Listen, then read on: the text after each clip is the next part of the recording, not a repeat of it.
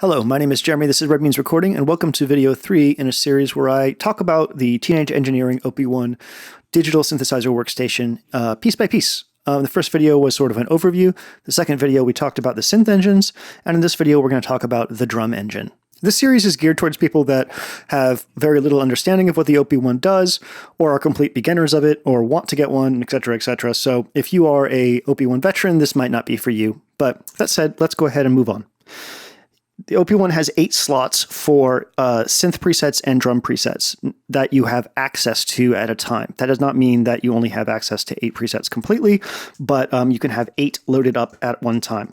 So that's very, very convenient if you are working on a track and you just want to instantly recall a kit that you were working on. You can access presets for each one of these 8 by hitting Shift and the number, and then you can scroll through things. I have loaded on some custom presets here. And D-Box and Drum have their own presets built in to the OP-1 OS. We'll use this for right now. I'm going to turn off my sequencer and look at the actual drums itself.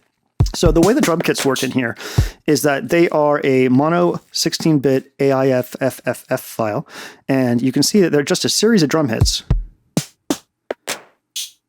that have been sliced. And there are a number of ways to do this. You can use some online tools. There's an OP-1 drum editor that works for Mac and PC, depending on what your system is set up like.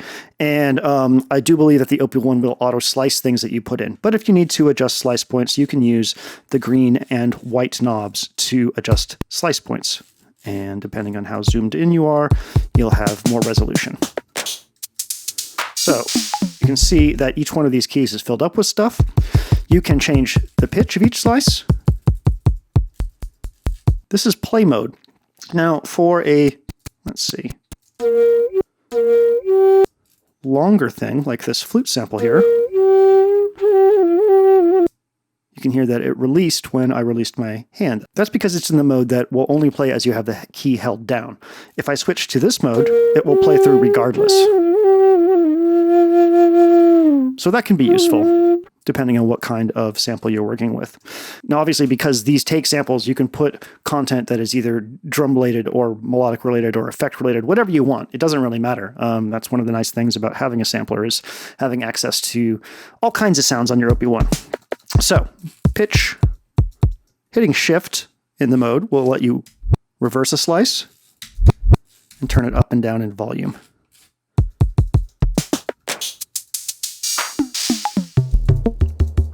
So that's pretty cool. Now, because this is a series of slices, you can have multiple keys have different iterations of the same slice. So, for instance, here's this piano. What if I wanted this to be the same slice? I could just change the points.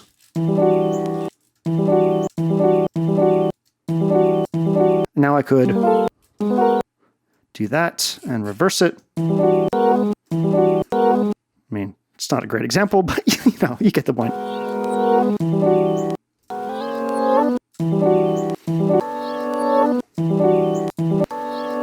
What I like to use this for is maybe if I have a bunch of like little vocal one-hits, I will go through and set slice points to maybe include the same vocal hit, but I'll repitch it and reverse it, and then I have like a playable melodic kit that I can work with.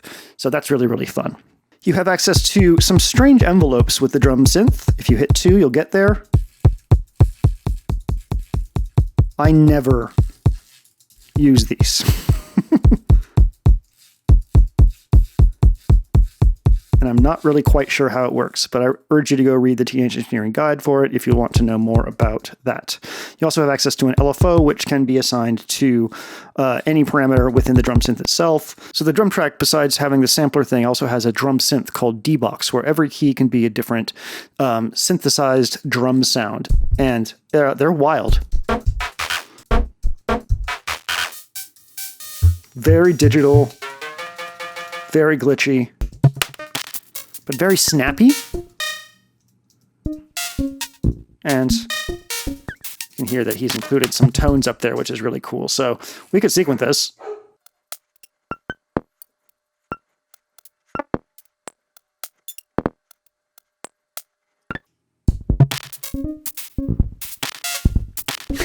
sounds so cuckoo.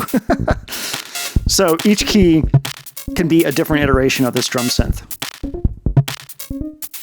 Sounds like he has a little bit of delay on it.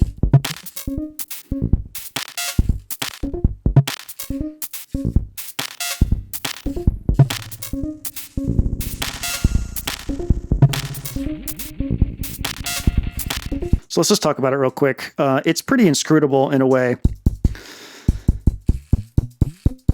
Sounds like you have a transpose for the initial note here. You have a waveform. You can choose between a short and a long attack. You have a mode, which I could not tell you what it does. Now, if you hit Shift, you get access to a whole bunch of other features. You get access to the second sort of operator.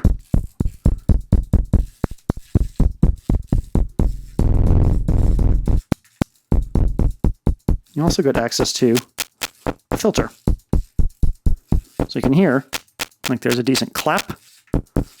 And obviously down here, we have more of a kick drum. And there's a lot of places in between. I mean, you can hear that there are all kinds of things that you can do with this, including having individual pitches. So very cool little thing to have.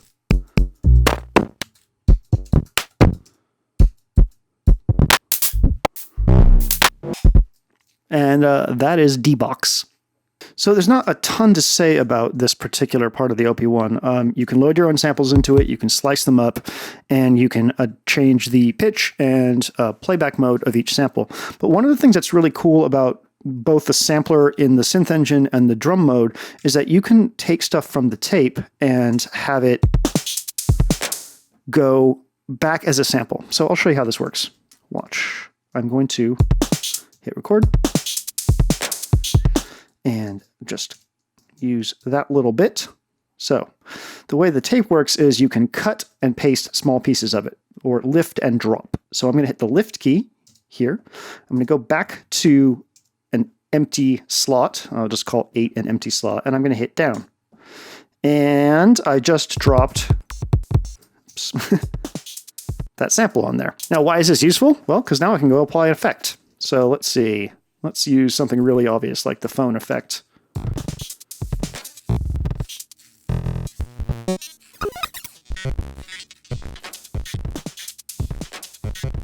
So now if I go back to the tape and record this, I can lift that again, go back to if I want the same drum track, and hit down. Now I have that affected drum track on there.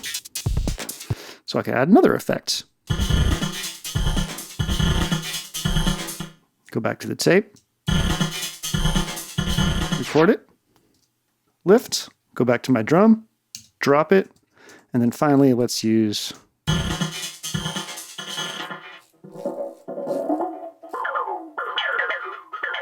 that effect. And now we have a multi-processed loop that we could drop back on the tape if we wanted to. So going back and forth between the tape and the synth sampler, which you can drop into here.